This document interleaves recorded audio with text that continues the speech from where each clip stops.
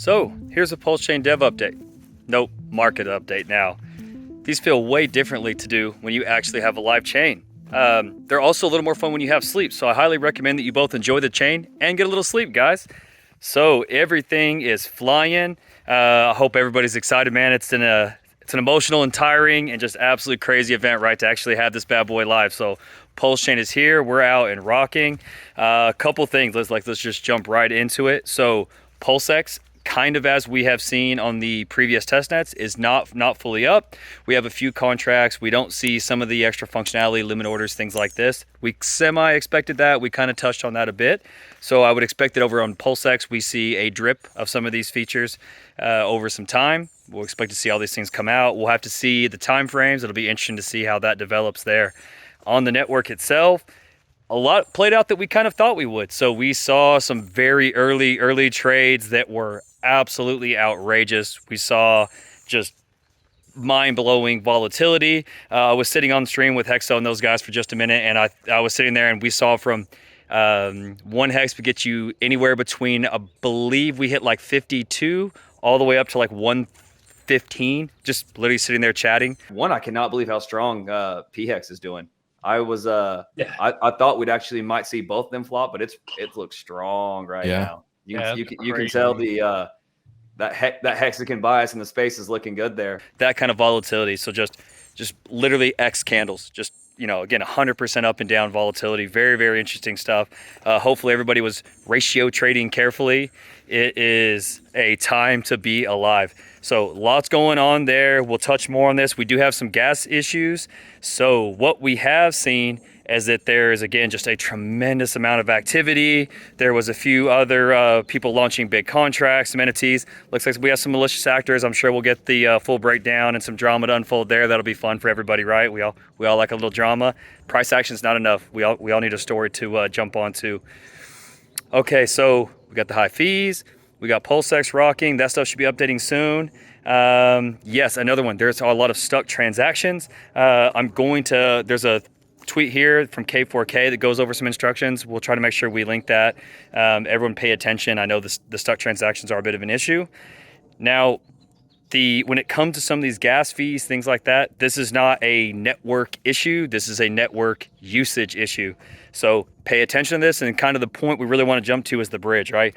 The bridge is the next, like, oh my God, what's going to happen? Here comes the real wave. So I know everyone's excited about seeing some dollar value, seeing some dollars in your wallet for the first time. Won't that be something special? So right now, people should be paying attention. Some of us are going to have a hard time transacting. One thing that we were sort of got wrong on the scope of like how we thought things would play out.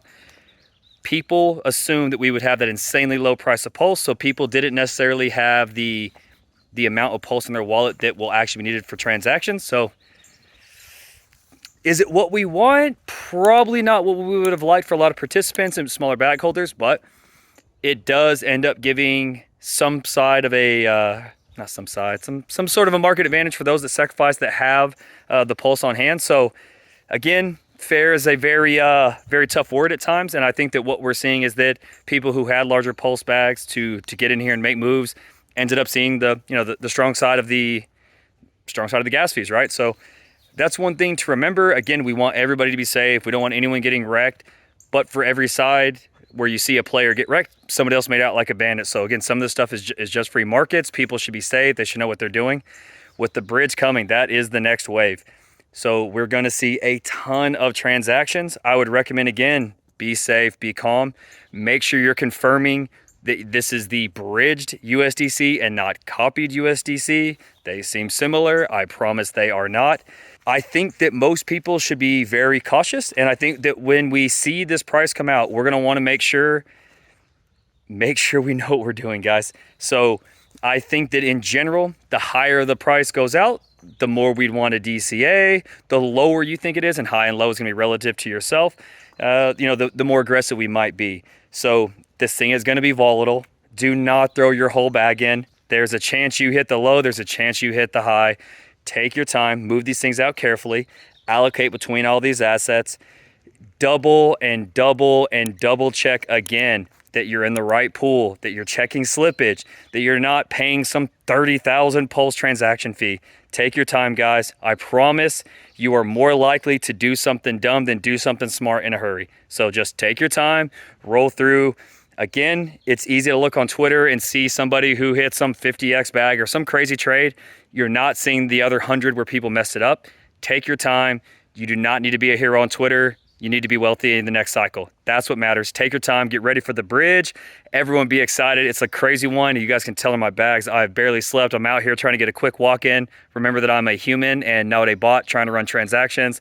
I love y'all. Be safe. We got more coming. And look out for V42. We'll have some cool stuff coming there soon.